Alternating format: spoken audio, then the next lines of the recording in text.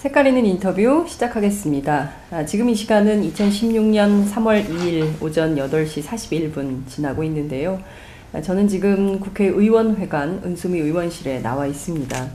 현재 국회 본회의장에서는 이종걸 더불어민주당 원내대표가 마지막 필리버스터를 하고 있습니다. 이종걸 원내대표를 끝으로 역사상 최장 시간, 세계 기록을 경신한 필리버스터는 막을 내리게 되지요. 현재까지 합산해 본 결과 모두 180시간을 넘겼습니다. 역사상 전무후무한 기록이기도 합니다. 그렇지만 기록보다 더 중요한 것이 있지요. 왜 지금 당장 테러방지법을 직권상정을 해야 되는 것이냐. 그 정도로 현재가 국가비상사태인가 하는 점입니다. 선거는 다가오고 있고 청와대와 새누리당은 이 문제와 관련해서 그야말로 단 한 톨도 협상의 여지를 보이지 않고 있기 때문에 하는 수 없이 또 야당이 뒤로 물러서야 되는 것은 아니냐. 이렇게 야당 많은 지지자들이 분개하고 있는 상황입니다. 오늘은 이 문제를 좀 짚어보도록 하겠습니다. 필리버스터 무려 10시간 18분의 기록을 경신한 강철나비 은수미 의원님을 모십니다. 정말 반갑습니다, 의원님. 예, 반갑습니다. 이렇게 만나 뵙는 건 처음이에요. 그러게요. 저희가 주로 길거리에서 인터뷰 많이 하고요. 지나가다가 인터뷰하고. 그런데 이렇게 의원님 방에서 예. 인터뷰를 하는 건 굉장히 오랜만인 것 같아요. 그렇죠. 제가 그날 방송사고 낸 거 아세요? 언제요? 의원님 필리버스터 끝나고 내려오신 날. 제가 그날 원래 우리 박정호 기자하고 같이 의원님 나오시면 그 앞에서 로텐더홀에서 이제 생중계 인터뷰를 하기로 했었어요. 근데 제가 그 마지막을 4층 있잖아요. 국회 본청 4층에 이제 기자들 방청객이 앉는 공간이 있는데 그 공간에서 제가 의원님 마지막을 본 거예요. 그런데 정말 감동이었습니다. 그랬나요? 네, 저도 그래서 제가 생각해 봤어요. 살면서 언제 이렇게 주체할 수 없는 눈물이 흘렀던 적이 있었던가. 굉장히 기억에 없더라고요. 그래서, 그만큼 많은 사람들이 감동했던, 무제한 토론이었다. 이렇게. 우선 제가 평가를 좀 드리고 싶습니다. 지금 말씀드리니까 여러분 보고 계신가요? 눈가가 또 다시 촉촉해지시고, 이렇게, 예. 빨갛게 충혈이 되고 계세요. 지금 벌써 일주일 지났네요. 그렇죠. 예. 어떻게 지내셨어요? 일주일 동안 또 굉장히 많은 일들이 있었는데. 많은 일들이 있었는데다가 어제 그제는 그러니까 오늘 새벽까지 잠을 제대로 못 자가지고 왜냐하면 어떻게든 하루라도 더 연장을 시키고 네. 그다음에 얼마나 실망을 많이 하시겠어요. 저도 그런데 네. 저도 납득이 안 되는데 어떻게 누가 납득을 해요. 그래서 어떻게든 좀 같이 접을 수 있도록 하루라도 1시간이라도 더 연장하자고 정말 이렇게 지도부를 귀찮게 졸졸졸 따라다니면서 잠도 못 자게 하고 부탁하고 애걸하고 뭐 하여튼 한 이틀은 그랬던 것 같아요. 그래도 지금은 제가 사실은 페북에 뭐라고 써야 되나 이제 오늘 새벽에 생각하면서 그렇게 써야 되겠구나. 그러니까 왜냐면 쓰긴 써야 되는데 제가 소통을 해왔는데 갑자기 내가 가슴 아프다고 끊을 수는 없잖아요. 제가 든 생각은 제가 아픈 것도 사치입니다인 것 같아요. 왜냐하면 필립 페스티벌이라고까지 얘기를 하시면서 정말 야당다운 야당 한번 믿어볼까? 정말 그리고 뭐 7일 이상 너무 기뻤다. 정말 오랜만에 행복했다. 이런 분들의 분노와 좌절감을 생각을 하면 사치다. 내가 아픈 건 사치인데다가 이게 또 한 번이었으면 몰라요. 저는 이런 게 벌써 3번째라고 생각하는데 대선 지고 나서 그랬어요. 대선 지고 나서 제가 한 달 남짓 노동자들 자살하신 노동자들 장례식장을 돌아다녔는데 그때 욕설 듣고 목덜미 잡히고 울부짖는 가족들 보면서 내가 힘든 건 사치다. 라고 생각을 했고요. 두 번째가 세월호 때였어요. 세월호 때 다들 말렸는데 너 몸도 안 좋은데 무슨 단식이냐. 11일 단식을 할 때 그때 새벽부터 그 다음날까지 간혹 어머님들이 절규를 하세요. 그럼 이게 본관 앞에 그 절규 소리가 가득해요. 하늘을 덮는 것 같은 느낌이었는데 그래서 단식할 때 제가 이렇게 몸이 좀 마른 사람인데 그때 전 4, 5kg가 빠져버렸거든요. 가장 많이 빠진 사람이라고 그러더라고요. 근데 그조차도 그래서 힘이 든 것조차도 그때도 사치다라고 생각을 했고요. 이번이 세 번째예요. 그래서 꼭 제가 장윤석 기자님이 인터뷰 응해달라고 하셨을 때 드리고 싶은 말씀이 있었어요. 그러니까 제가 그리고 우리 당이 졌지만 국민이 진 건 아니고 그다음에 당신들의 경주마 다시 일었습니다. 지고 나서 다시 일어서 설 겁니다. 계속 지는 게 문제긴 하지만 이길 때까지 달릴 겁니다. 그러니까 여러분들이 쌓아오신 역사를 느끼시고 그건 여러분의 것입니다. 정말 최고의 국민이셨고 그 국민들의 명령 때문에 포기하지 않고 다시 일어나서 달릴 거고 이길 거니 그래도 단념하지 마십시오. 어머님이 또 눈물이 그렁그렁 하세요.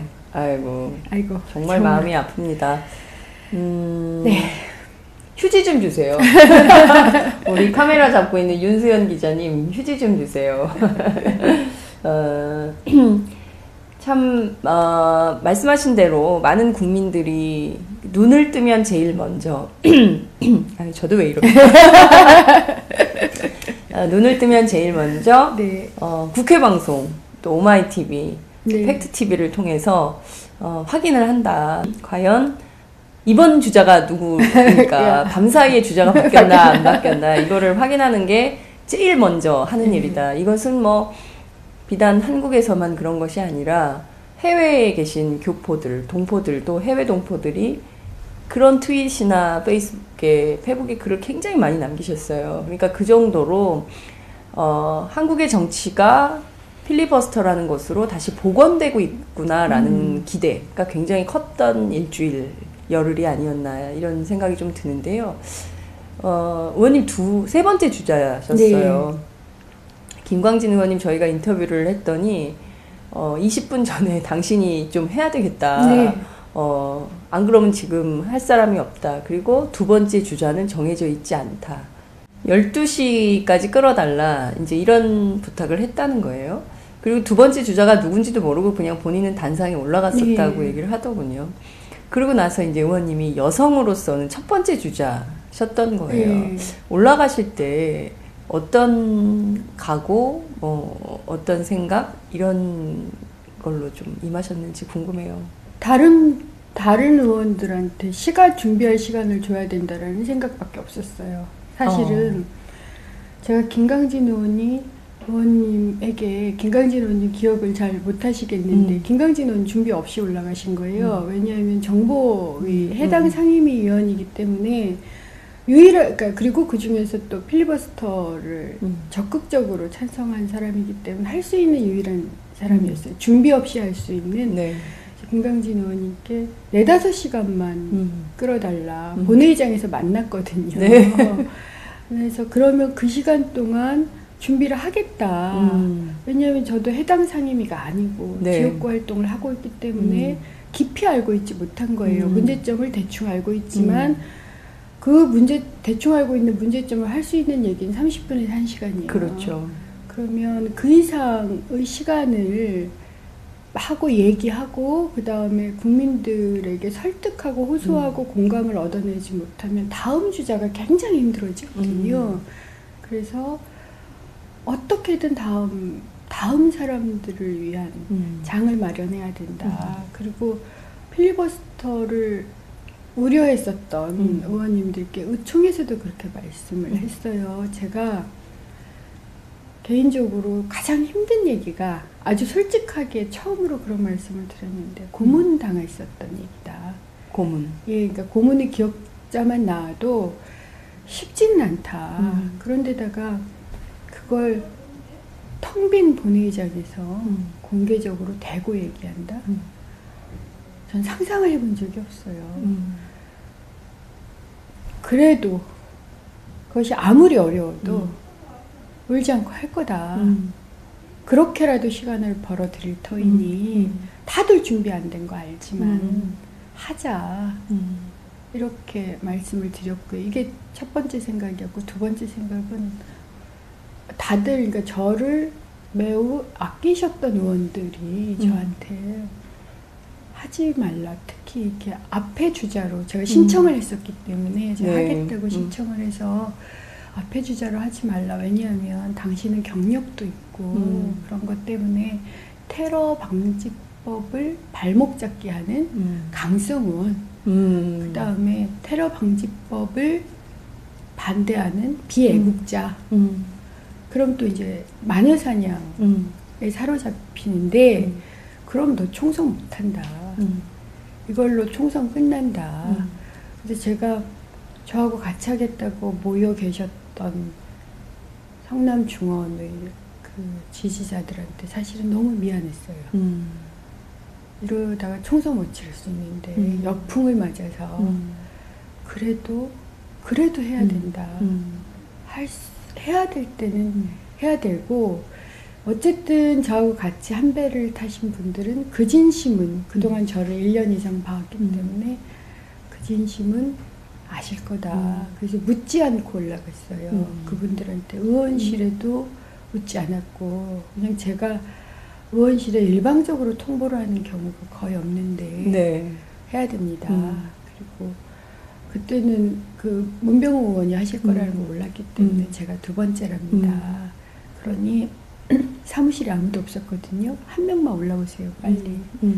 그래서 한 분이 올라오셨고 그래서 둘이 준비를 한 거죠. 그래서 제가 페북에 긴급공지를 할 수밖에 없었어요. 그러니까 저는 제가 모았던 자료의 70~80%는 페북에서 얻은 거예요. 정말 여러분이 해주시지 않았으면 자료를 올려주십시오 하니까 삽시간에 600몇 개의 댓글이 올라와요. 600개의 댓글이. 그 이후에 한 2000개 넘었거든요. 댓글만. 네. 그런데 그 댓글 중에 상당수가 자료를 올려주고 심지어는 시티즌랩이 발표한 공개 보고서 그것도 페북에서 올려준 거예요. 패친들께서 올려주셔서 계속 그걸 이제 다운로드 받고 읽고 점검하고 분류하고 그다음에 심지어는 무슨 말을 해라까지 얘기해 줬어요. 그게 헌법적 가치에 대해서 얘기해 달라는 의견이 가장 많았고 두 번째 국정원 문제에 대해서 얘기해 달라.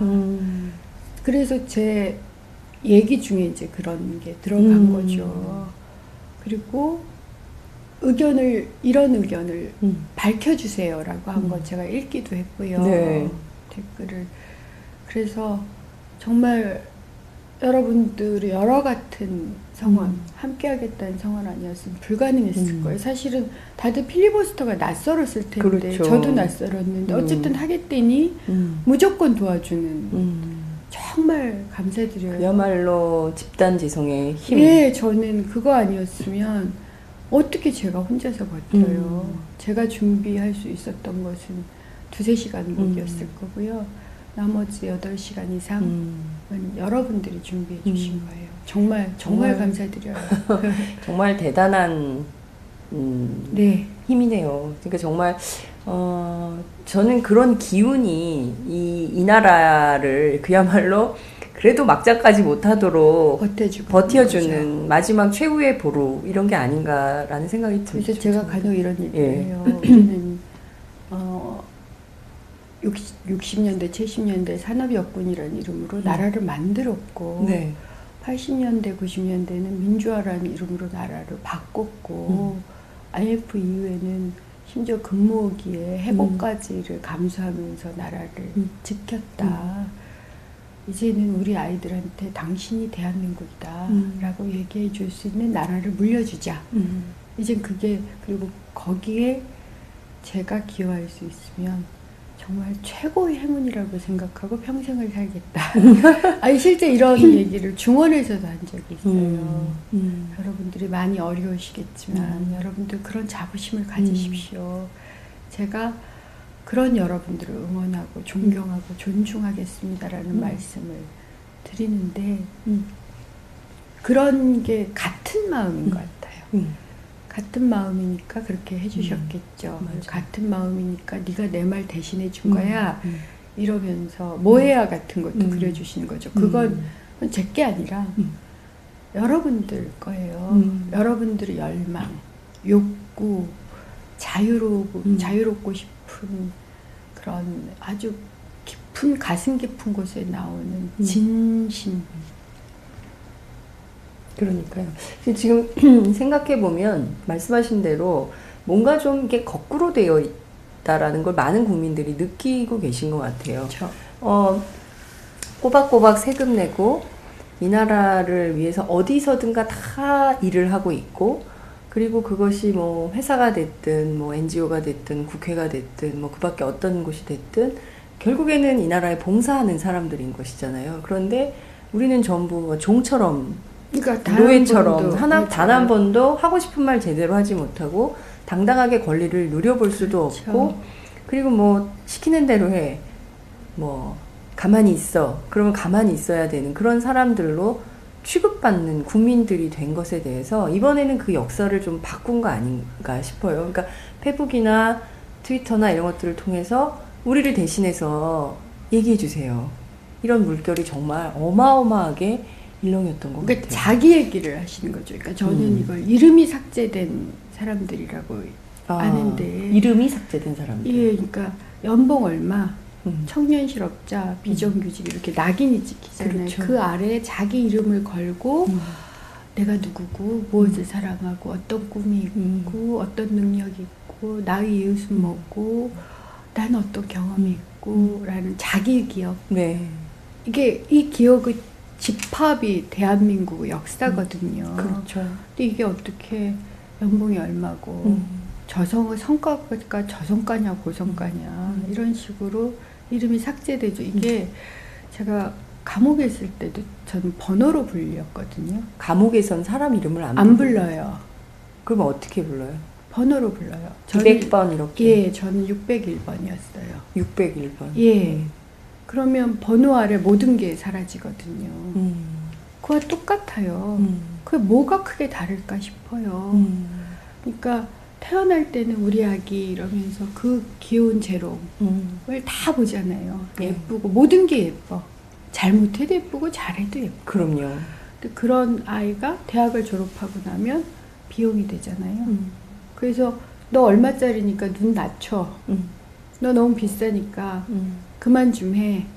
너 아무 일자리나 가. 우리 아이들이 그렇거든요. 그리고 거기서 순위로 평가가 되죠. 저는 정말 이름이 삭제된 나라. 그래서 가끔 꿈에서도 이 사람들이 이렇게 걸어 다니는데 얼굴이 없어. 얼굴이 없어. 그냥 똑같은 무슨 로봇처럼. 네. 그래서 흰옷 입은 로봇. 왜 그게 뭐냐면 멋진 신세계라는 책이 있어요. 네. 제가 그 책을 굉장히 좋아하고 그 예전에 영화로도 나왔는데 그 멋진 신세계는 뭐냐면 DNA별로 종자를 만들어서 배양을 시키잖아요, 인간을. 그래가지고 알파급, 베타급 뭐 이렇게 해가지고 그래서 태어날 때부터 다른 방식으로 그건 인간이 아니거든요. 그게 사람이냐 아니냐의 문제인데 그 미래 사회가 그럴 거다. 끔찍하죠. 근데 지금도 사실은 많은 사람들이 그렇게 느끼는 거 아닐까요? 그렇죠. 아이들은 성적 순으로 네. 어느 대학을 가느냐 이게 굉장히 중요하고, 그다음에 대학을 졸업하면 어느 회사를 다니느냐. 그 오늘 뭐 계속 장하성 교수도 얘기하고 있는 거지만 그 1980년대 대기업 중소기업 간의 임금 격차가 별로 없었는데 없었어요. 예, 90% 뭐 이런 정도였는데 지금 보니까 60% 50%. 그러니까 대기업 노동자가 100 받으면 중소기업 노동자 50 받는 예. 이런 수준이고, 심지어 대기업 안에서도, 재벌 대기업 안에서도 정규직이 100 받으면 비정규직이나 일용직은 26을 받는다는 거잖아요. 그러니까 이게 얼마나 끔찍한 사회인 겁니까? 바뀐 거예요. 그러니까 그것이 1997년 네. 정말 IMF가 우리의 시계를 바꿔버렸어요. 그러니까 IMF 이후에 생겨난 문제고요. 네. IMF 딱 직후에 시간급 임금이 정규직과 비정규직 간의 시간당 임금이 비정규직이 높았어요. 상상이 되세요? 105대 100이었어요. 105대 100이요? 예. 진짜요? 예. 근데 그게 지금 50이잖아요. 50. 이게 상상이 안 되는 거예요. 네. 그게 아주 짧은 순간 벌어졌기 때문에 훨씬 더 고통스러운 거예요. 그러니까 아주 짧은 시간 한 15년 만에 갑자기 100대 100 혹은 105대 100이었던 네. 시간당 임금이 100에서 50으로 되는 그 과정은 그 긴 역사, 짧았지만 굉장히 고통스러운 역사는 취급이 안 되죠. 네. 그건 네가 능력이 없어라는 단 한마디 말로 그냥 다 덮여요. 우리가 무엇을 포기하고 어떻게 좌절했는지, 왜 사람들이 기업에게 얼마나 유용한가에 의해서 평가를 받아야 되는지, 기업에게 유용하지 않은 사람 있어요. 그런 것에 저항하는 사람도 있는데 그 사람들은 살 가치가 없는지, 헌법에서는 모두가 다 차별받지 않는 시민의 권리가 있잖아요. 그렇죠. 그러니까 제가 필리버스터 때 왜 그렇게 불가침의 인권을 얘기하냐면 기업에 적응을 하든 안 적응하든 자영업을 하든 비정규직이든 대기업이 있든 중소기업이 있든 차별받지 않은 시민으로서의 불가침의 인권을 헌법에 보장해놨고 그것을 그러니까 그것을 준수하는 것이 네. 지키는 것이 대통령이야 헌법기관들의 책임과 의무라면 이거 엄청난 책임과 의무의 방기예요. 저 역시 그것에서 벗어날 수가 없는 거예요. 그래서 제가 정말 정치가 올인해야 된다. 네. 명예조차도 구하지 말고 올인해야 되는 이유는 우리는 위헌을 하고 있는 거예요. 위헌. 예. 네. 저는 그것이 법적 잣대로 들이댈 문제가 아니라 예, 말씀하신 대로 지금 이 테러 방지법의 과정 자체가 굉장히 졸속이지 않습니까? 그렇죠. 그러니까 기존의 상임위에, 국회 상임위, 국회법에 따라서 국회 상임위에서 잘 논의를 하고 있었어요. 그래서 이 법을 어떻게 할 것인가 논의하고 있는데 느닷없이 주호영 의원 발의로 해서 새누리당에서 새로운 법안을 가지고 왔고 국가 비상사태라면서 국회의장이 이거를 직권상정을 한 것이고 지금까지 보면 정말 민주주의에서는 납득할 수 없는 일들이 쭉 벌어지지 않습니까? 그리고 그거에 대해서 필리버스터로 야당 의원들이 저항하고 반대하니까 박근혜 대통령이 책상을 10번 이상을 탕탕탕 치면서 이런 나라가 어딨냐라고 필리버스터 자체를 불법적인 것으로 여론화했어요. 물론 이제 그게 또 이제 국민들의 열화와 같은 성원으로 저는 야당 의원님들이 연예인을 제치고 검색어 1위 하는 것이 열흘간 지속되는 거를 처음 본 것 같아요. 그러니까요. 그죠? 네, 대단한 일이에요. 인기 검색어. 정말 유재석 뭐 이런 사람들이 주로 올라가는 건데 거기에 이제 막 올라가는 그러니까 이런 상황인 거거든요. 그러니까 어쨌든 끊임없이 새누리당과 박근혜 정권이라고 해야 됩니까? 여기는 계속 이제 이 불법이 있는 것처럼 그리고 위헌이 아니라 합법적인 것처럼 가장을 하고 있는 것이고요. 계속 싸움이 있는 치열한 싸움의 공간이 바로 국회가 아닌가 싶은 생각이 좀 드는데 이 중요한 쟁점은 끊임없이 야당 의원들의 이런 합법적인 공간을 불법으로 만들려고 하는 것에 대해서 의원님 좀 어떻게 보세요? 그러니까 불법으로 만드는 것보다 더 무서운 건 네. 정치 불신을 조장하는 거예요. 정치 불신. 박근혜 대통령께서 지난 2012년 대선에서 당선된 이후에 일관되게 하시는 건 국회 공격이에요. 국회를 공격을 하면 입법부의 권한이 적어지죠. 영향력도 적어지고 특권이라고 하면서 뭐 노는 국회, 예, 일 안 하는 국회. 예. 물론 일부 의원들이 그런 사람들이 있죠. 하지만 그렇지 않은 사람들이 훨씬 더 많았단 그럼요. 말이죠. 그런데 단 한 번도 뉴스에 나온 적이 없어서 어떤 일이 벌어졌었냐면 저 필리버스터 끝나고 나서 네. 며칠 후에 빅데이터 분석가가 저한테 전화를 하셨어요. 네. 전화를 해서 이건 꼭 알아둬라. 네. 우리가 왜 빅데이터 분석가들이 은수미를 흥미롭게 생각을 했느냐면 지금까지 항상 SNS에서는 어떨 때는 거의 장 지도부급으로 언급되는 적도 간혹 있었다. 그런데 뭐 보통 평균 15,000원, 15,000개 그러니까 그 언급량이 하루에 15,000. 예. 네. 아니 한 달에 네. 15,000 뭐 2만 이 정도면 일반적으로 좀 이렇게 드러나는 한 국회의원 12, 20위 정도에 그냥 드는 사람이래요. 그런데 뉴스 언급량이 거의 제로라는 거예요. 그 격차가 가장 큰 사람이었대요.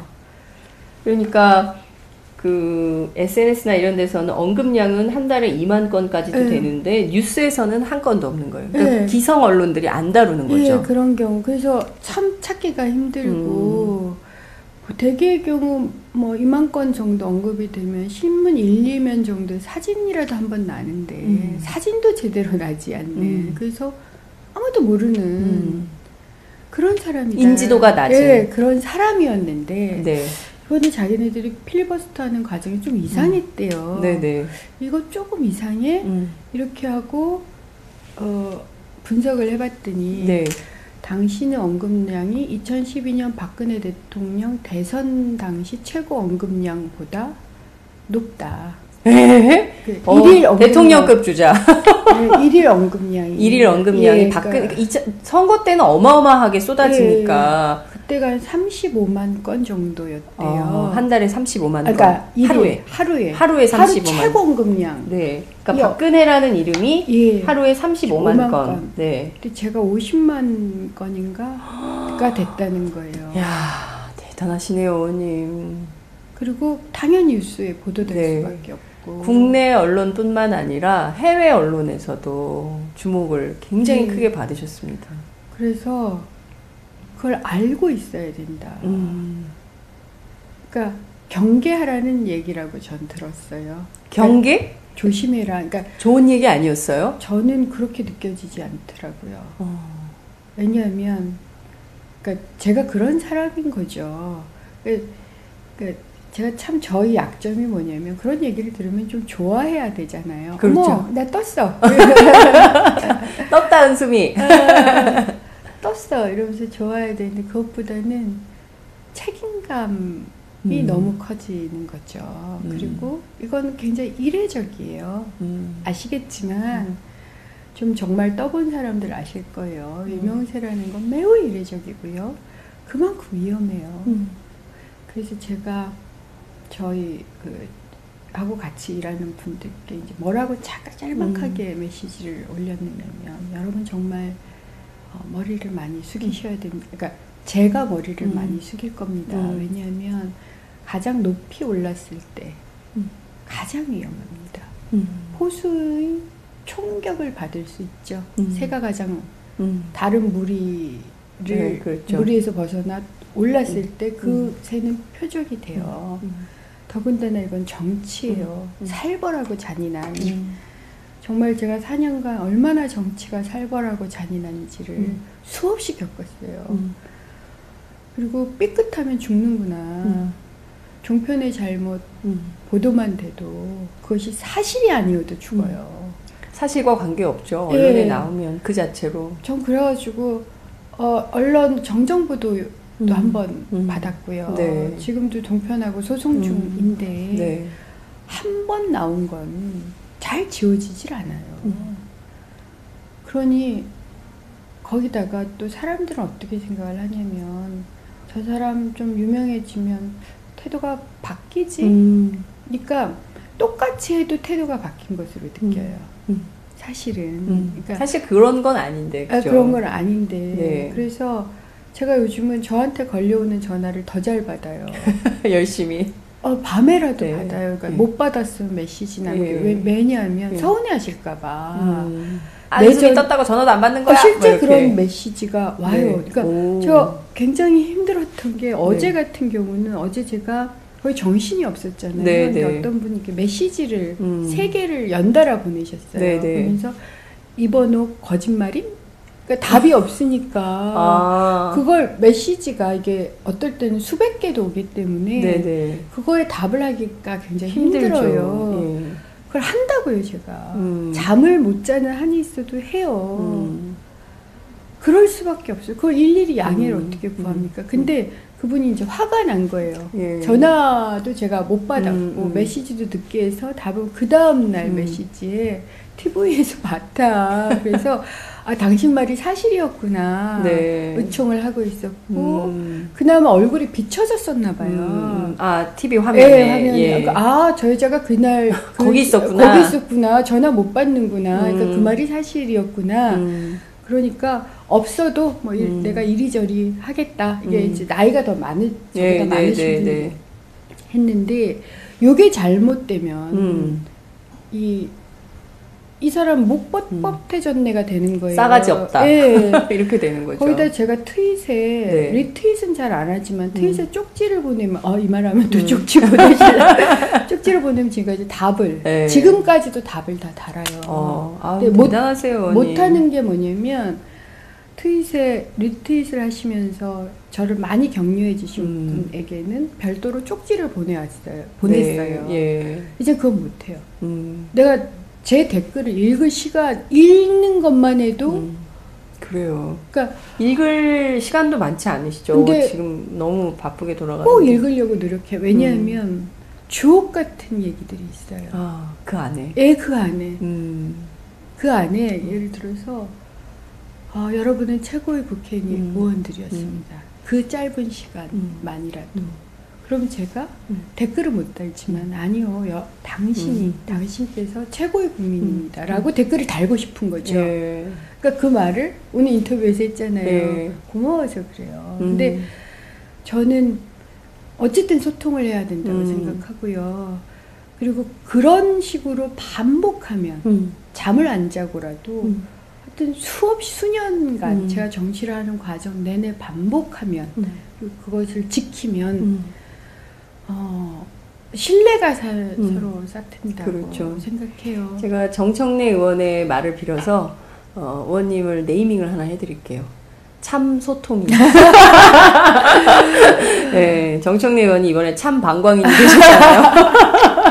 제가 참 소통인이라는 별칭을 달아드리겠습니다. 그래서 어쨌든 이제 저의 결론은 박근혜 대통령께서 때리 국회를 이렇게 공격을 하셨는데 처음으로 저 공격이 틀릴 수도 있다. 아닐 수도 있다라는 의혹을 만들어낸 것 같아요. 아닐지도 몰라. 저 속에는 또 다른 진실이 있을 수 있어. 라는 거를 처음으로 국민들이 느끼게 됐다. 처음으로. 네. 그러니까요. 지금 생각해보면 박근혜 대통령 입장에선 답답하실 수도 있을 것 같아요. 작년부터 계속 얘기했거든요. 뜻대로 잘 안 되고 있어요. 노동사법도 안 되고 있죠. 북한인권법, 테러방지법, 경제활성화 관련된 여러 그 입법 요구 사항들이 사실 잘 안 됐어요. 실제로 그 국민들이 반대하기 때문에 잘 안 되는 거거든요. 이게 야당이 반대한다고 해서 안 되는 게 아니라 국민들이 큰 틀에서 여론을 모아주지 않고 있기 때문에. 그리고 이게 처음에 신북풍 얘기도 있지 않았습니까? 테러방지법. 그런데 결국 이것도 통하지 않고 있는 거죠. 결국 이것도 이제 국민들의 힘으로 이겨내고 있는 상황인 거다 이렇게 볼 수 있을 것 같은데요. 문제는 이제 필리버스터가 오늘 마무리가 되면 이후에는 어떻게 될 것이냐라는 점이 쟁점이 되고 있습니다. 어제 김종인 대표가 이종걸 원내대표를 향해서 당신이 선거 책임질 거야? 라고 했다는 내용이 이제 도하의 모든 언론에 보도가 된 상황인데 의원님 좀 어떻게 보세요? 이 상황이 좀 국민들도 그런 건 알거든요. 이게 필리버스터로 테러방지법을 막을 수 없다는 거는 알고 있어요. 모두가 알고 있죠. 다만 야당 의원들이 최대한 이 법의 문제점을 알리고 소통하고 이대로 돼서는 안 된다라는 경각심을 불러일으켜 주신 것에 대해서는 공감하거든요. 근데 이후에는 좀 어떻게 될 거냐에 대한 고민들. 어제 의총에서 발언하셨던 거의 모든 의원들이 많이 발언은 안 하셨지만 똑같은 우려를 가지고 계셨어요. 예를 들어서 김용익 의원은 나는 공천 안 받고 불출마할 거니까 자유롭게 얘기한다. 라면서 정말 지도부 정말 정치 잘해라. 아니 이렇게 모여진 열망을 어떻게 한순간에 없애버리느냐. 나 살다 이런 모습은 처음 봤다. 라고 맨 처음 발언하셨는데 첫 발언. 네, 이런 발언은 알리면 안 되지만 어쨌든 뭐 일부 나왔습니다. 우리는 개떡같이 정치를 하고 있다고. 정말 그분이 그렇게 노여워하시는 걸 처음 봤어요. 제가 김용익 의원님을 그래도 국회 들어오기 전부터 알고 있었는데 네. 정말 공석에서 그렇게 노여워하는 모습 처음 봤고요. 그 다음에 강기정 의원도 간증필리라고 알려졌는데 간증필리. 의원총회에서도 거의 간증을 하셨어요. 그러면서 우리가 그러니까 그런 거죠. 경제민주화 이런 쟁점으로 가야 되는 거 맞다. 근데 가려면 신뢰가 있어야 되는데 저 사람들 정말 경제민주화 하려고 그런다. 저 사람들 정말 끝까지 갈 거다. 네. 이런 게 있어야 되는데 중단을 해버렸으니 그것도 일방적인 셀프 중단이죠. 네, 셀프 중단이란 말까지 나왔어요. 의총에서도요. 네. 네. 셀프 중단을 해버렸으니 그러면 누가 우리를 믿겠냐. 도대체 어떻게 선거를 하란 말이냐. 심지어 이하경 의원님은 후원금 돌려내라. 이런 댓글이 달리고 있다. 어머. 그런 심정이지 않냐. 선거를 어떻게 치르란 말이냐라는 우려가 되게 있었지만 네. 어쨌든 저는 우리는 이제 쓰러진 경주마이긴 하지만 다시 일어나야 되고 네. 트랙을 돌아야 돼요. 네. 그게 명령이기 때문에 트랙을 돌면서 이제 몇 가지 지금 오늘 있을 거라고 예상 알고 있는데 네. 우선 시민단체들이 찾아오셨어요. 어제 찾아와서 네. 대안을 좀 만들어보자. 그래서 아마 뭐 김강진 의원님 등등이 어제 밤새워 네. 함께 작업을 하고 그런 대안을 발표를 하고 어쨌든 수정안 얘기하시는 예, 건가요? 수정안뿐만이 아니라 네. 여러 가지 대안을 좀 마련을 해보자. 그래서 수정안은 이제 당장의 문제 제기일 거고요. 네. 또 중장기적으로도 내용도 잘 정리를 하고 그러니까 이런 말씀들을 하셨다고 들었어요. 제가 그 회의에 참석을 못해서 네. 그렇게 오랫동안 필리버스터를 했는데 테러 방지법에 대한 이 더민주의 자료집 하나 제대로 안 나오고 있다. 그러면 그런 자료집 백서라도 만들고 제대로 네. 그걸 인터넷이나 이런 데도 올리고 네. 그래서 공유하고 정말 요지라도 네. 요약문 네. 한 몇 그렇죠. 페이지 하고 A4 3장짜리. 네, 그 다음에 이제 백서라도 네. 만들어서 올리자 PDF 파일로 네, 네.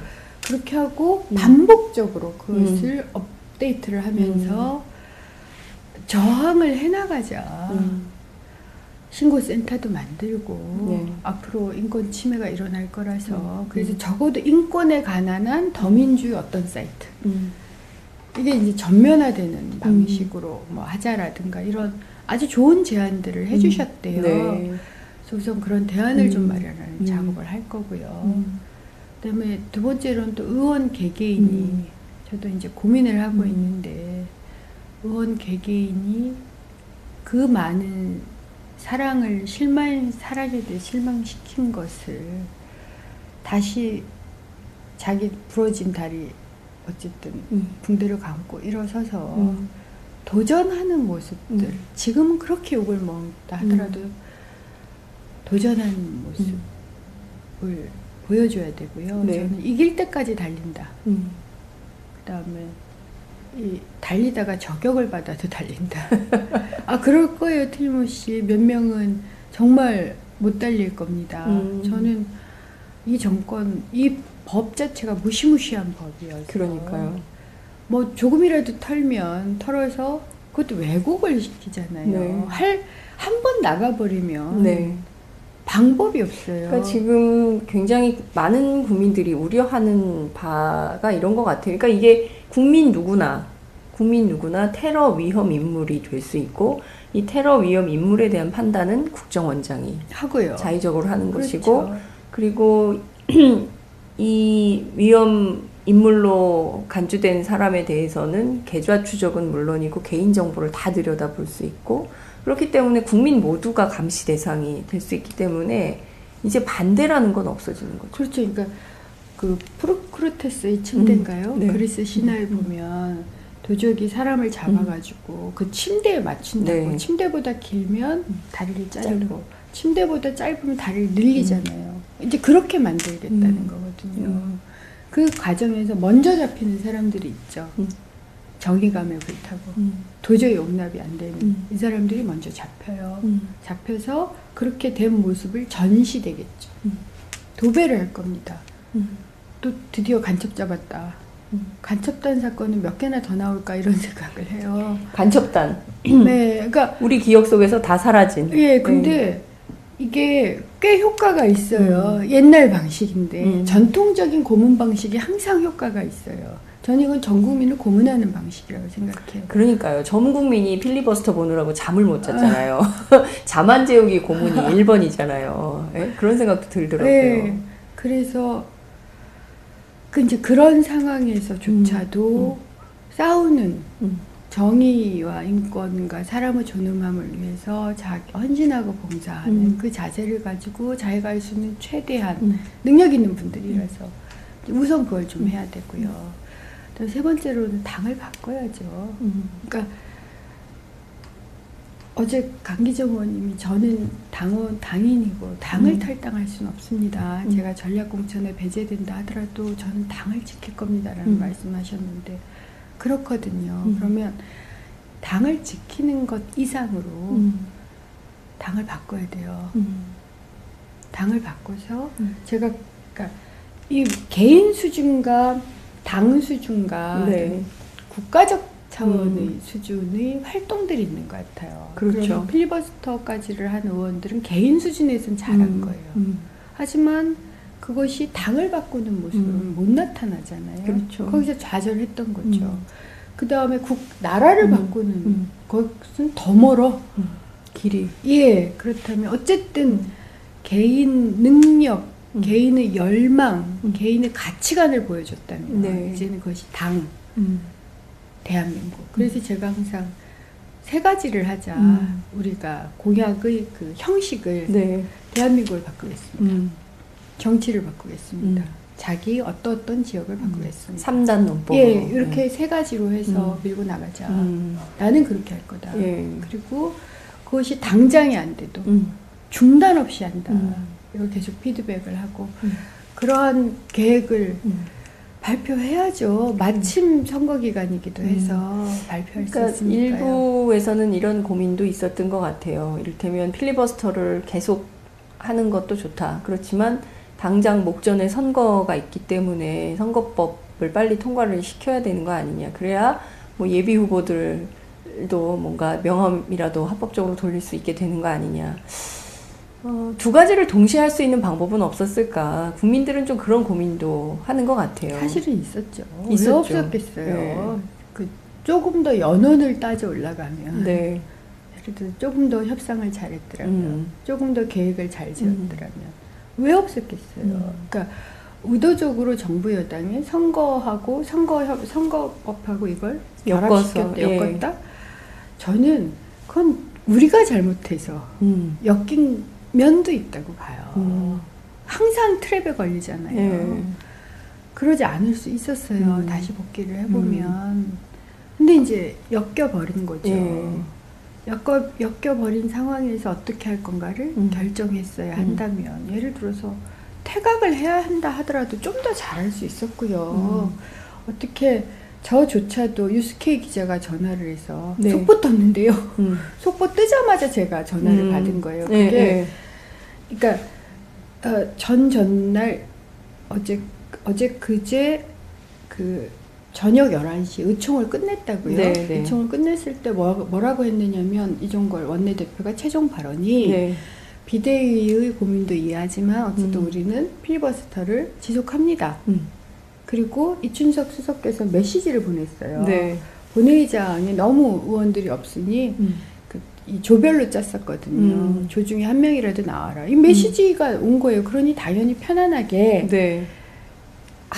할 거다라고 생각했고 저는 제 조가 아니었지만 본회의장에 들어갔어요. 홍익표 의원님이 워낙 또 통일 문제 전문가이시라서. 네.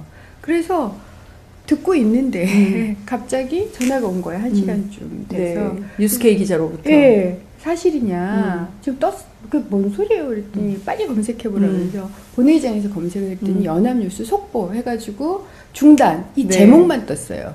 필리버스터 중단. 예. 딱 제목만 떴으니 바로 뜬 거죠, 그게. 그래서 그때서부터 본회의장을 뛰쳐나와서 이종걸 원내대표를 찾아다니기 시작했죠. 그래가지고 3번까지 괴롭혔어요. 기자회견 취소해달라. 이건 아닙니다.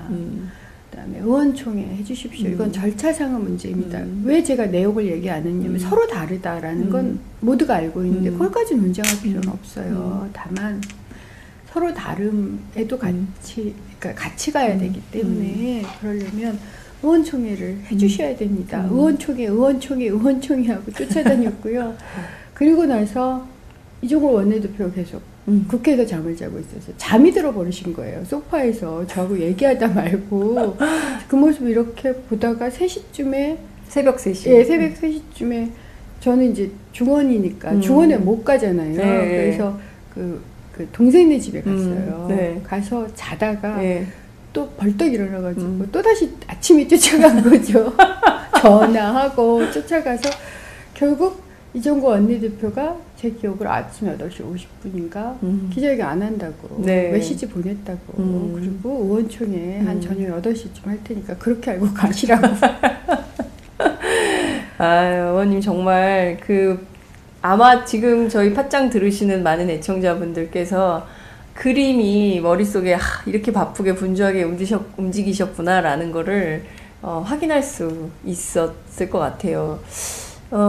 말씀하신 대로 지금 이종걸 원내대표 기자회견 늦췄고 하루 벌었고 오늘 또 하루를 번 것 같아요. 그래서 지금 이종걸 원내대표 필리버스터 계속 하고 계시는데 어쨌든 이제 끝나는 수순이 돼 있고 또 일부에서는 그 김종인 대표처럼 먹고 사는 문제 경제 민주화로 해야지 이걸 자꾸 이념 논쟁이라는 프레임으로 보더라고요. 그래서 어떤 일부의 의원님들은 이런 지적도 하세요. 이게 법안을 좀 보면 김종인 대표가 법안을 좀 자세히 보셨으면 좋겠다. 이게 법안을 보면 이 이념 논쟁이 아니라 인권 문제라는 것을 확인할 수 있을 텐데 이게 자꾸 왜 이념 논쟁 프레임으로 보냐 이런 비판도 하시거든요. 두 가지가 다 있는 것 같아요. 네. 사람이 먹고 사는 제가 그렇게 사람은 밥만 먹고 사는 존재가 아니다. 그렇죠. 인간이란 밥은 기본이고 먹는 건 동물도 해야 되니까 기본이고 거기에 더해서 정책 자유. 자기가 주인으로서 생각하고 결정을 내릴 자유가 있어야 되는 거예요. 그게 아리스토텔레스가 한 얘기예요. 아리스토텔레스. 네, 네. 아리스토텔레스가 뭐라고 얘기했냐면 왜 노예가 시민이 아니냐면 노예는 그냥 먹고만 살아서 그렇다. 적어도 시민이라면 자기의 운명에 대해서 자기가 결정할 수 있는 능력과 판단 기준을 가져야 되고 그럴 시간이 있어야 된다. 그래서 그 당시에 그리스에서는 생계를 책임지는 자는 시민이 아니었어요. 그래서 그건 다 노예한테 주고 이 시민들은 전투를 하고 그러니까 전투에 노예는 못 갔거든요. 전투를 나라를 지키고 그 다음에 어떻게 하면 경제를 잘 살릴까 논의하고 표결하고 이게 시민이었어요. 그게 인간이다라고 얘기한 거예요. 그래서 그걸 이제 한나 아렌트는 또 뭐라 그랬냐면 내 새끼들 위해서 내 아내 위해서 혹은 내 상관이 명하니까 하는 대로 하는 사람은 인간이 아니다라고 얘기했어요. 인간이 아니다. 예, 그게 홀로코스트에 비유했었거든요. 아니, 나치에 부역했던 많은 사람들이 사실 먹고 살기 위해서 무서워서 명령을 어길 수 없어서 그래서 했다. 그 사람도 인간이 아닌 거다. 사람이라 하면 자기 판단을 자기 결정권을 가져야 된다. 근데 더 문제는 그렇게 인간 아니게 내모는 거죠. 그러니까 동물의 왕국으로 내몰려는 강한 힘이 동물의 왕국으로 내몰려는 강한 힘이 저는 인간이 이 지구상에 있었던 그때서부터 지금까지 계속 있다는 거예요. 그러면 정치가 왜 있었느냐? 그런 동물의 왕국으로 내몰려는 힘을 인간 사회로 되돌리려는 것이 정치라고 저는 생각해요. 그렇죠. 전 정치의 본질은 그래서 항상 보수와 진보를 불온하고 여야 구별 없이 약자 편에 서는 게 정치다라고 하는 이유가 있어요. 네. 약자 편에 어떻게 쓸 건가의 방법론이 다른 거지. 왜냐하면 약자들부터 네. 물에 빠지잖아요. 동물의 왕국에서 희생이 되거든요. 네. 그러면 가장 약한 사람조차도 희생이 안 되는 사회가 인간 사회예요. 그러려면 정치가 그게 제대로 된 사회죠. 그렇죠. 그게 정치가 서는 거고. 그렇다면 먹고 사는 문제만 해야 된다라는 것에 저는 반드시 동의하지 않아요. 그러니까 경제민주화가 먹고 사는 문제일까요? 꼭 그렇지만은 경제적 정의의 문제인 거죠. 그러니까 내가 예를 들어서 내가 12시간 일해서 연봉 5천을 받아. 그런데 네. 혹은 8시간 일해서 연봉 5천을 받아. 근데 내 8시간 일이 끝나고 나서도 내가 슈퍼에서 나의 상간의 부인을 만나면 90도 각도로 절하고 그 다음에 이 카톡으로 새벽까지 문자 메시지로 명령받고 그러면 내가 5천만 원 연봉을 받으니까 괜찮다라고 해야 돼요? 아니에요. 아니죠. 나는 8시간만 계약한 거예요. 8시간 이후의 나의 시간은 그런 명령을 받으면 안 되는 거죠. 그게 경제정의라고요. 저는 그런 걸 경제정의라고 생각해요. 그럼 네. 이거 먹고 사는 문제가 아니라 인권을 키우는 문제인 거잖아요. 네. 그래서 저는 물론 쉬운 말로 먹고 사는 문제라고 하지만 그 말이 사람을 비하하고 있다고 생각해요. 먹고 사는 건 기본이야. 그조차도 안 되면 그건 사회가 아니고 나라도 아닌 거예요. 네. 그러면 먹고 사는 것조차도 제대로 약자들한테 제공하지 못하는 것을 그 반성해야 될 뿐만 아니라 네. 정말 인간답게 사는 권리의 문제로 경제정의까지를 해야 된다. 그래서 인권은 문제이다. 이게 전 또 첫 번째고요. 네. 그 다음에 이건 당연히 이념 문제가 아니죠. 그냥 도대체 사람이 어떻게 인간답게 살 수 있는가에 대한 접근 방식의 차이라고 보여요. 그러니까 네. 그 접근 방식을 경제정의로 할 거냐, 테러 방지법으로 할 거냐, 인 거고요. 그렇죠. 이게 반드시 올로와 나스일까요? 아니라고요. 다 연관이 돼 있죠. 그렇죠. 테러 방지법으로 인권 문제를 제기하고 네. 경제 민주화로 다시 인권 문제를 제기하고 그 다음에 정책 자유나 이런 걸로 다시 인권 문제를 제기하고 할 수 있는 거 아니에요? 네. 도대체 우리는 대한민국 국민에게 네. 특히 우리 아이들한테 어떤 인간, 어떤 인간의 공동체를 선물하고 싶은지 물려주고 싶은지 어떤 기준과 가치를 물려주고 싶은지를 고민하면 돼요. 그럼 이건 연관이 되죠. 그래서 적극적으로 이 필리버스터도 지지하면서 네. 동시에 이것과 경제민주화는 똑같이 사람의 문제입니다. 그렇기 때문에 우리가 이 테러 방지법에서 경제정의로 쟁점을 바꾼다 하더라도 네. 가치는 같은 거다. 라고 설명을 했더라면 그래서 이런 식으로 후퇴할 수밖에 없다. 라고 했다면 국민들이 이렇게 반발하진 않겠죠. 저라도 좀 납득을 하죠. 전 단 한 번도 들은 적이 없어요. 그런 그러니까 얘기를. 다른 의견조차도 네. 그러니까 심지어는 그 의견이 아니라 하더라도 비대위가 공식적으로 의원들한테 문제 제기하고 논의하자. 그래서 이런 방식으로 필리버스터를 3월 10일까지 갈 건지 그 전에 그만둘 건지 하자. 단 한 번도 한 적이 없어요. 그러니까 강제적 중단이라는 얘기가 나오는 거죠. 물론 그 역시 그럴 수밖에 없었다 라고 이해하려고 노력은 하지만 네. 충분히 납득되진 않아요. 말씀하신 대로 사실 우리 사회에서 보면 인간 비하적인 인식, 발언 이런 것들은 굉장히 도처에 널려 있는 것 같아요. 그래서 막 먹고 사는 문제로 치환해서 모든 걸 보죠. 특히 언론이 저는 그게 제일 심하다고 생각을 합니다. 그리고 무시하죠. 대중들은 잘 모르니까 무식하잖아. 정치를 뭘 알아. 뭐 이런 식으로. 그렇지만 사실 경제, 정치, 사회, 문화 뭐 전반에 걸쳐서 인간적인 생활을 영위하고 싶은 것은 인간의 당연한 권리이고 어떤 측면에서 보자면 국가가 그걸 해줘야 되는 의무도 있는 건데 네. 그걸 다 방기하고 있는 거거든요. 그런 측면에서 굉장히 우리 정치를 제대로 돌려놓으려면 사실 야당 안에서도 그 자체로 인식의 차가 굉장히 큰 것 같다는 생각이 듭니다. 경제민주화를 보는 관점, 내용이 뭐냐. 그리고 김종인 대표의 경우에는 나는 여기 뭐 경제민주화를 재벌개혁이라고 생각하지 않는다라는 정도. 그래서 그런 문제들에 대해서 전부가 이렇게 착종돼 있어서 이걸 좀 정리할 시간도 없이 그냥 훅 넘어와 버린 이런 상황 같다는 생각이 좀 드네요. 그러니까 저는 모르겠어요. 저희 꿈은 생각이 비슷한 용감한 의원들이 재선이 돼서 네. 그 사람들이 이런 논의들 이제는 이제 주목을 받기 시작했기 때문에 그렇죠. 그것을 이런 논의들을 확장시키고 국민들하고 직접 소통을 하자. 그러니까 제가 E.T. 영화를 E.T. 생각을 하는데 왜 굉장히 어릴 때 감동받았던 게 네. 그 무슨 일 E.T.하고 이렇게 하죠. 그렇죠?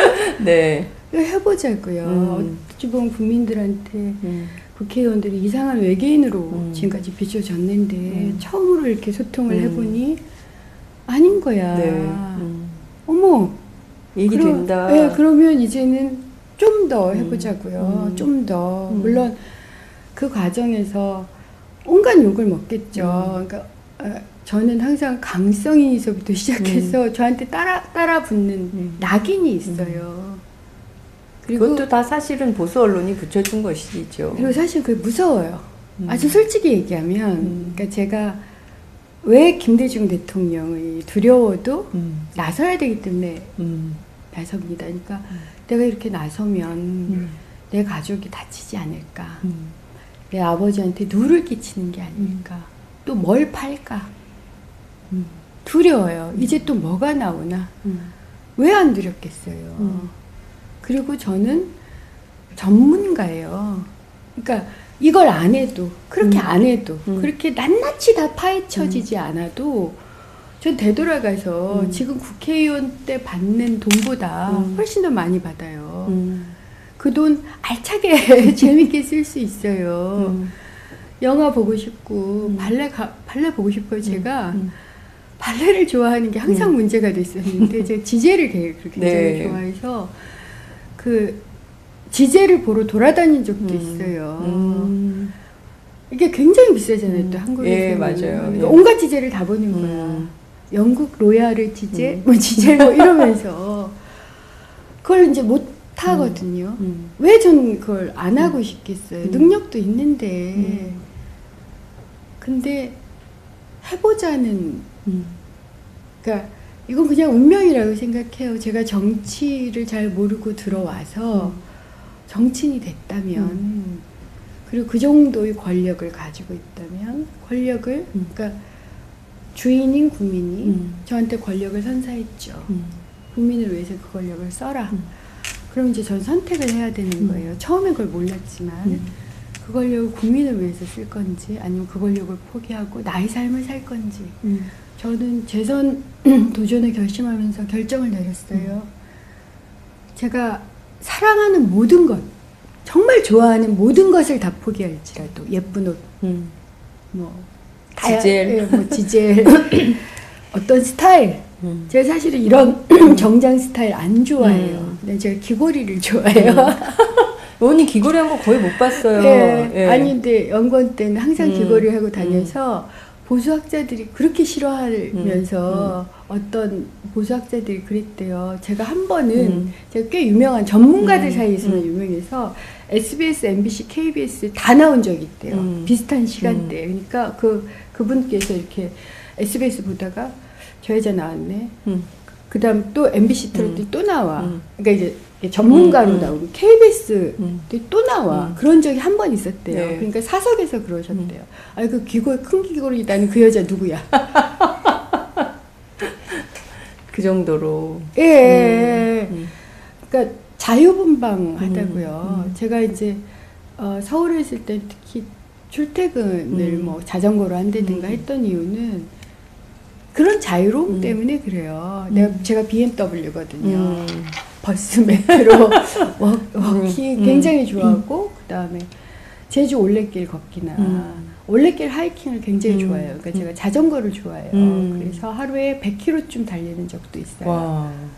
그러니까 등촌동에서 의정부까지 가서 다시 돌아오는 그 코스를 예전에 꽤 좋았던 적이 있는데 왜냐면 이렇게 쫙 내려가는 스릴이 있어요. 네. 물론 제주도에는 훨씬 더 스릴 있는 이 언덕길이 있는데 그것도 포기했잖아요. 제가 굉장히 사랑하는 매우 빨간 자전거가 있는데 그거 이제 다 못하고 그러니까 여러분 아실 거예요. 그게 얼마나 소중한 건지. 개인에게 굉장히 소중하죠. 예, 그러니까 옥빛 바닷물을 보면서 자전거를 달릴 수 있거나 걸을 수 있는. 제가 올레길을 다 걸은 사람이거든요. 예전에 연구원에 있을 때는 한 달에 2번 정도 제주도에 내려갔어요. 왜 저가 항공이 네, 있었잖아요. 예. 그래서 10,000원 혹은 20,000원짜리 티켓을 끊은 적도 있어요. 4, 5개월 전에 예약을 해서. 그리고 거기 이제 침대 하나에 보통 그때가 10,000원에서 15,000원. 지금은 얼마인지 모르겠어요. 그리고 걷는 거잖아요.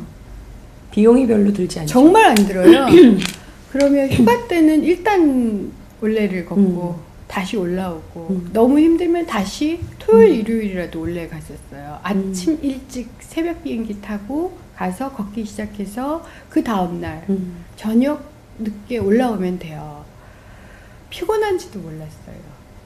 그러면 피곤한지 모를 것 같아요. 네, 그러니까 그 모든 걸 다 그만두고 국민이 주신 권력을 국민에게 돌리겠다 라고 결정했어요.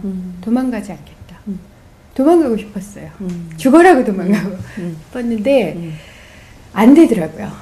왜냐하면 그동안 그러니까 살게 해줬던 게 너무 고맙기도 하고 제가 감옥에서 나오면서 그런 생각을 한 적이 있어요. 하늘은 왜 날 살리셨을까? 고맙긴 한데 감옥에서 안 죽었으니 왜 살리셨지? 뭐 할 만큼 했다고 살리셨나? 뭐 이런 생각을 했었는데 아마 그래서 살리셨나 보다. 그러면 그냥 순하게 받아들이자. 왜냐하면 또 그걸 안 받아들이면 제가 괴로워. 너무 괴로워서 예전처럼 옥빛 바닷물이 예뻐 보이지 않겠더라고요. 그러니까 그게 너의 성격이고 성격이 운명이다. 그러면 어디까지 갈 수 있을지 모르지만 언제 쓰러질지 알 수 없지만 그냥 하자. 그래서 어느 순간 아 이제 그만해도 돼 라는 소리가 들릴 때 그럼 그땐 그만두자. 그렇게 결정을 한 거거든요. 아유, 여러분, 그 진심의 소리가 들리시나요? 지금 은수미 의원님 또 이제 눈물이 그렁그렁 하시는데요. 저는 사실 4년간 은수미 의원을 봐왔습니다. 제가 제일 기억나는 게 그 비례대표 되시고 국회 잔디밭에서 처음 인터뷰를 맞아요. 했어요. 국회 잔디밭에 앉아서 인터뷰를 했어요. 그때 이제 우리가 막 산호맹 얘기도 하고 또 감옥 이야기도 하고 감옥 안의 인권 얘기도 하고 그랬던 걸로 기억을 합니다. 그리고 세월호 때 농성도 저는 기억을 합니다. 제가 그때 인터뷰했잖아요. 그 길바닥에, 맞아요. 본청 길바닥에 앉아서. 이런 정치인이 필요한 때인 것 같습니다. 그러니까 좌우, 앞뒤 재지 않고 오로지 국민만 보고 정치할 수 있는 그런 정치인이 정말 소중한 때가 바로 지금인 것 같아요. 사람들은 잘 모를 수도 있습니다. 테러를 방지하자는데 왜 저러는 거야? 정말 저러다 테러 나면 그때 어떡할 거야? 저 사람들이 책임질까? 그것도 아니면서 왜 저렇게 맞고 그래? 라고 생각하시는 분들 주변에 계실 수도 있다고 생각을 해요. 그러나 그 법안, 그 국회 인터넷 사이트 들어가면 다 찾을 수 있거든요. 길지 않아요. 주호영 의원이 급하셨나봐. 법안이 짧아요. 몇 장 안 됩니다. 보시면 알아요. 이 법이 세상에 이렇게까지. 그러니까 테러리스트 방지법이 아니라 국민 방지법.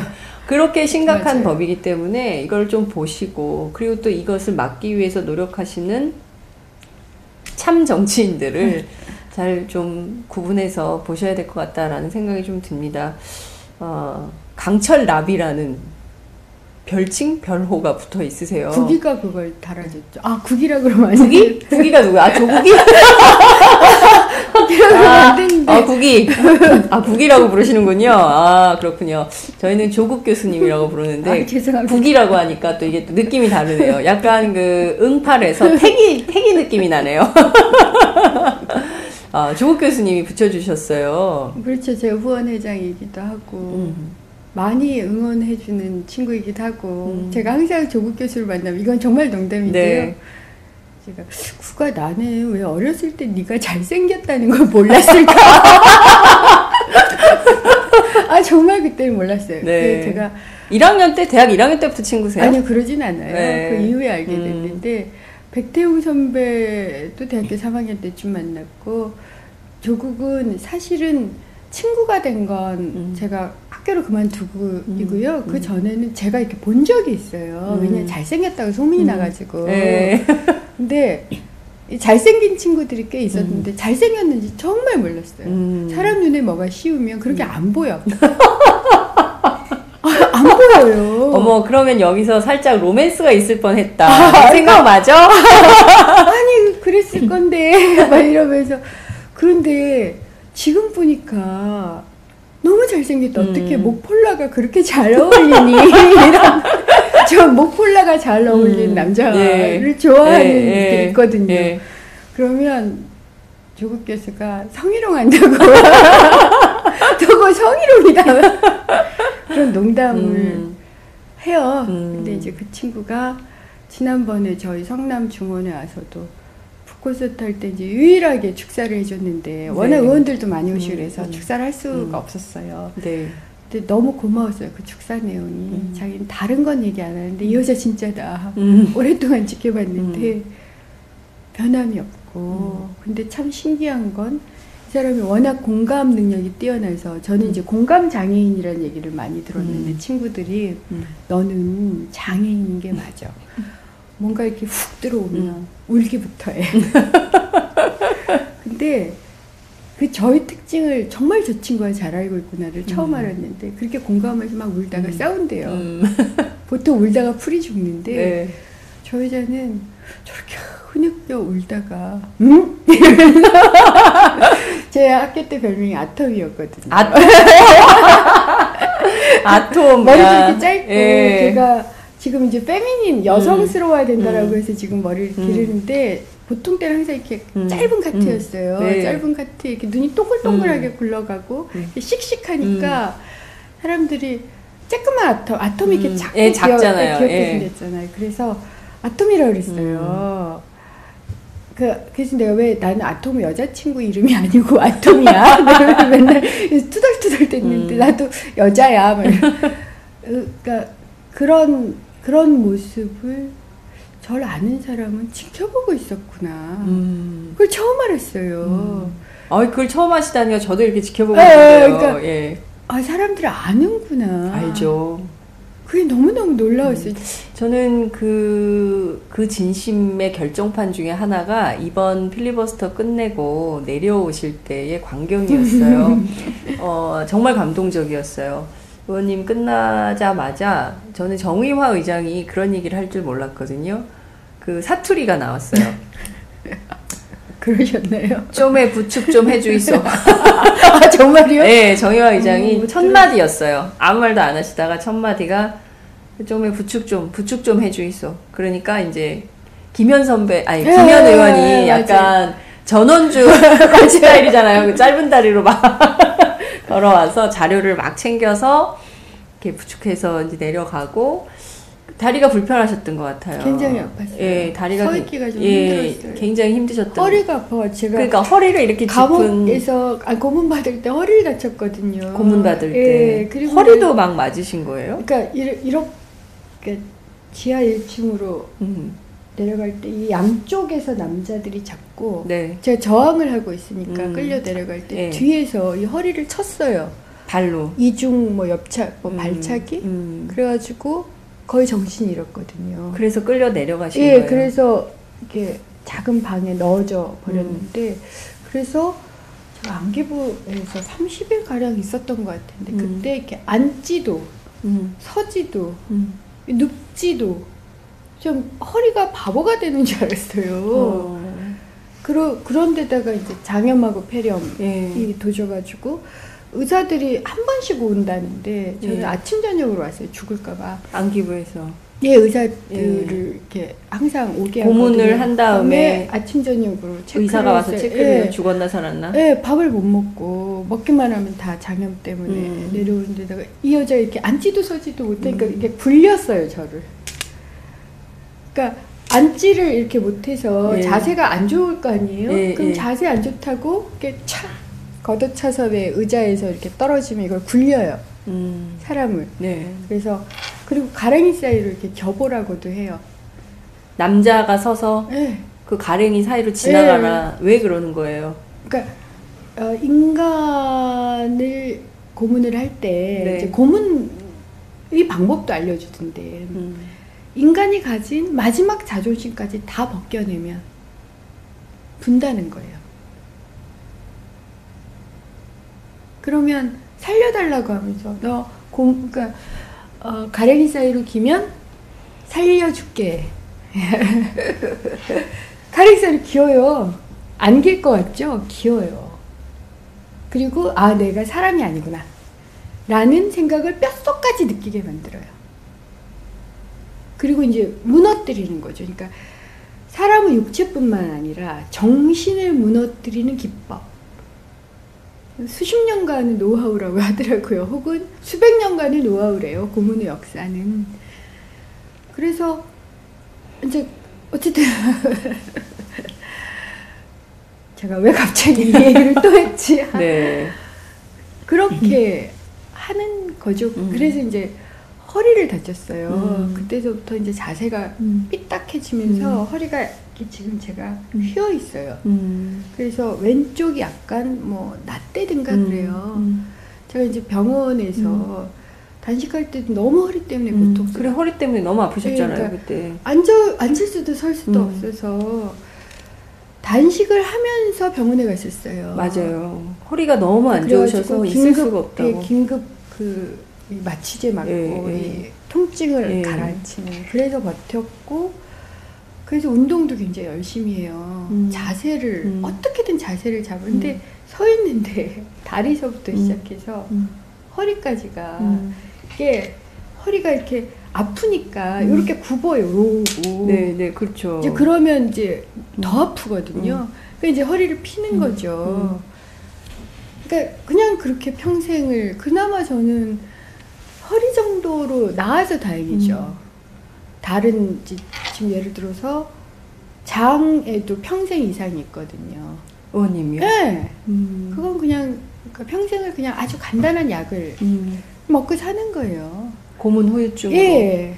그건 뭐 한의도 심지어는 양이가 한의한테 가보라 그러더라고요. 도저히 안 된다고 양의로는. 네. 그래서 한의한테 가봤더니 한의가 수술로 없어진 부위는 한 방으로 고칠 수가 없다. 단 하나 고쳐줄 수 있는 게 손발이 차가운 거. 그건 고쳤어요. 제가 정말 한의 때문에 놀란 게 아무도 못 고쳤는데 그래서 한동안 이렇게 양말을 신고 자야 됐거든요. 그런 분들 계세요. 네. 근데 그 한의가 물론 제 친구이기도 했는데 그 한의가 이게 오랫동안 치료를 해야 되기 때문에 너무 비싸니까 거의 거저줬죠. 예전에 네. 있었던 일이에요. 그래서 이걸 먹으면 손발 차가운 건 없어지는데 다른 건 안 된다. 그건 이제 한의로 장이 잘라진 부분은 인위적인 제거라서 회복될 수가 없다. 그러니까 그런 아주 작은 것들을 가지고 있어요. 몸에 이상이 있는 거죠. 약간들의 이상. 근데 그래도 지금까지 엄청나게 건강한 거 아니에요? 누가 미친 체력이라고 그러던데. 정말 건강해요. 말씀하신 대로 정말 그 고문을 이겨낸, 민주화 운동으로 이겨낸 분들이 이 당에 많으시잖아요. 그럼요. 그리고 김대중 대통령도 마찬가지시고, 그 끔찍한 역사로 지금 다시 돌아가야 되는 겁니까? 라는 질문을 제가 드리고 싶은 정도입니다. 결국 테러방지법 오늘 통과가 되면 또 어떤 일들이, 그날 저는 제일 그 가슴을 쳤던 의원님의 한마디가 바로 이거였습니다. 이제 또 다른 희생자가 나올 것입니다. 예. 아유, 정말. 그래서 제가 그런 경험을 했었기 때문에 절대로 다른 사람한테 그 경험을 하지 않으려고 최선을 다할 거예요. 아유, 참. 아니, 알고 있는데, 그러니까 모르면 몰라요. 알거든요. 그러니까 육체적 고통뿐만 아니라 정신적 고통이 얼마나 심한지, 인간이 자존감이 없어졌을 때 어떻게 무너지는지, 어떻게 그걸 타인에게 하게 놔둬요. 그러니까 제가 모두를 구할 수도 없고 단 한 명도 구하지 못할 수도 있지만 노력해야죠. 그러지 않아요? 인간이 할 수 있는 것은 최선을, 제가 감옥에서 나와서 항상 하는 얘기가 크게 두 가지인데, 하나는 인간이 할 수 있는 걸 최선을 다하는 거고, 그 결과는 하늘의 뜻을 묻는 거다. 정말 진심으로 그렇게 생각해요. 내가 아무리 노력해도 안 되는 거 안 되는 거예요. 하지만 노력할 거예요. 끝까지. 절대로 포기하지 않고. 그거 하나 하고, 최근에 이제 많이 드리는 말씀, 쓰임새가 있었으면 좋겠어요. 쓰임새가 있었으면 좋겠어요. 그러니까 제가 이제 성공의 신자이다 보니까 기도를 하게 되는데, 하느님 좀 쓰임새가 있는 사람이었으면 좋겠어요. 살려놓으셨으니 책임져라 이런 거죠. 하느님 살려놓았으니까 책임지시고요. 그 책임은 다른 게 아니라 쓰임새가 있었으면 좋겠다. 그 쓰임새도 좀 컸으면 좋겠고, 지금 욕심이 생겨서 그러지 않아도 되니 제발 살려놓으셨으면 그 뜻을 알게 해주십사고 부탁을 해요. 그러니까 이게 매일 매 시간, 특히 4년 동안 점점 간절해지는 거예요. 그 간절함이 필리버스터 때 터진 것 같아요. 왜냐하면 정말 제가 이렇게 좀 꼼꼼한 사람이에요. 업무에 있어서는. 네. 일상은 안 그래요. 일상에서는 별명이 초딩이에요. 그래서 제가 은지원하고 똑같이 은초딩이라고도 하는데, 은아톰, 은초딩, 은수저 뭐 이러는데, 일상은 그렇게 다부지진 않아요. 근데 업무는 꽤 깔끔해요. 꼼꼼해서 우리 보좌진들을 좀 괴롭히는데, 특히 이제 국정감사나 이런 상임위 활동을 할 때 준비가 굉장히 엄격해요. 5시간 준비하고 올라간 데가 있을 수 없는 일이에요. 그럼에도 의원님 사전에. 제 사전에 없었던 일이고, 그래도 해야 되니까 하는 거고, 두려움도 많았지만 해야 되는 거고, 그리고 저 자신에 대한 약간의 믿음도 있었어요. 네가 지금까지 해왔던 얘기 다 해.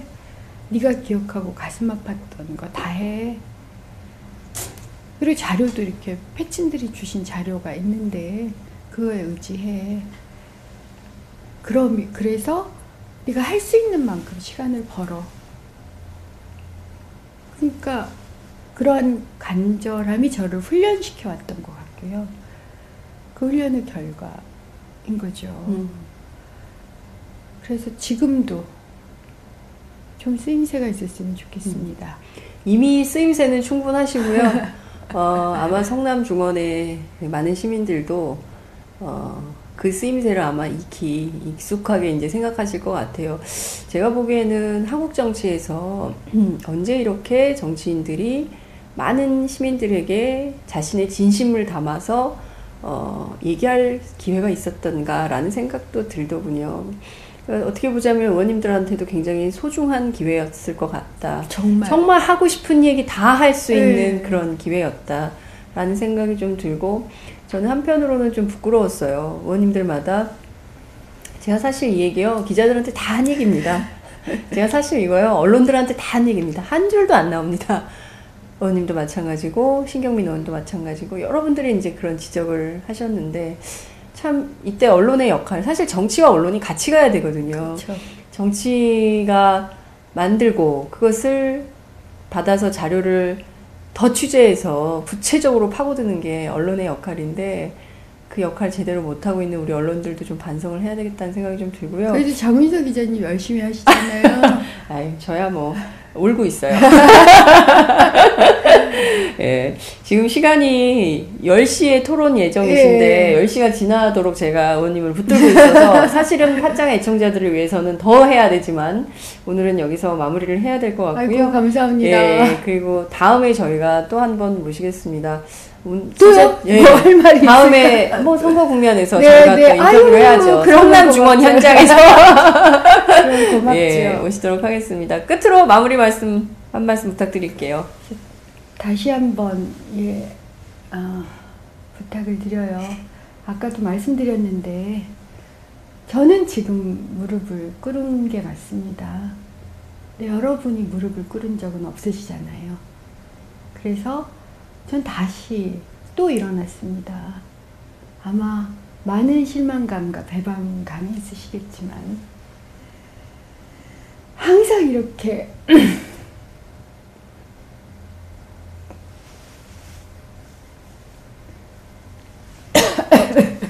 알창해. 다시 일어나는 여러분의 말들이 있습니다. 여러분의 말은 경주마들은 아직 죽지 않았습니다. 굉장히 많아요. 생각보다 많아요. 다시 승부를 거십시오. 이길 때까지 승부를 거십시오. 이길 때까지 싸우겠습니다. 감사합니다. 네, 의원님 오늘 말씀 정말 잘 들었습니다. 고맙습니다. 네, 감사합니다.